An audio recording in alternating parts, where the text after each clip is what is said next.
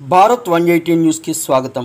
వైఎస్ఆర్సీపీ నేతలు పింఛన్ ఆలస్యం టీడీపీ వల్లే అవుతుందంటూ దుష్ప్రచారం చేస్తున్నారని చింతలపూడి నియోజకవర్గ ఎన్డీఏ అభ్యర్థి సొంగ రోషన్ కుమార్ విమర్శించారు.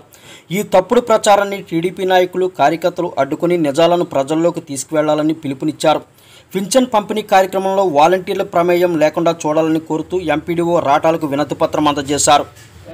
వాలంటీర్లు చేతుల మీదుగా పెన్షన్స్ ఇవ్వకుండా కేవలం గ్రామ సచివాలయ సిబ్బంది పెన్షన్స్ ఇచ్చే విధంగా ఉండాలని చెప్పి మేము ఎండిఓ గారిని కోరడం జరిగింది.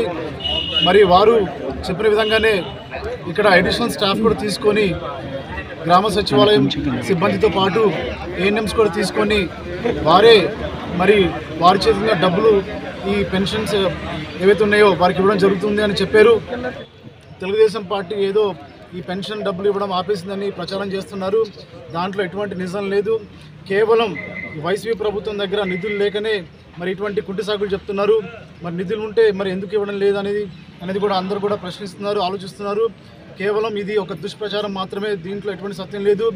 వైసీపీ ప్రభుత్వం దగ్గర నిధులు లేకనే మరి పెన్షన్ సకాలంలో ఇవ్వలేకపోతున్నారు.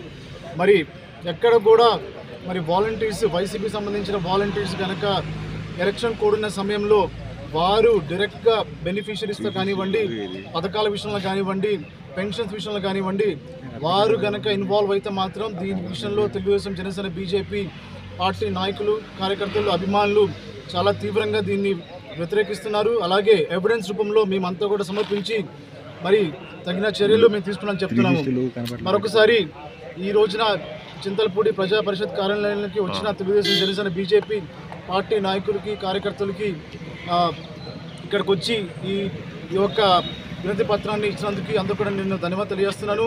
మరి రాబోయే రోజుల్లో తప్పకుండా గెలిచేది సైకిలే. నారా చంద్రబాబు నాయుడు గారు ముఖ్యమంత్రి అవ్వడం ఖాయం ఆంధ్రప్రదేశ్కి.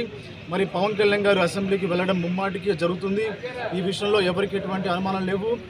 అందరూ కూడా మీరు ఆలోచించి ఓటేసి సైకిల్ మీద వేసి నన్ను భారీ మెజార్టీ తోటి అసెంబ్లీకి పంపించాలని కోరుతున్నాను. అలాగే నారా చంద్రబాబు నాయుడు ముఖ్యమంత్రి చేసి మరి పవన్ కళ్యాణ్ గారికి గిఫ్ట్గా తాను అసెంబ్లీకి వెళ్ళి మరి గలం విప్పే మనిషిలాగా ప్రజల పక్షాన ఉంటారు. కాబట్టి అందరూ నమ్మి రాబోయే రోజుల్లో మంచి ప్రభుత్వాన్ని ఎన్నుకోండి.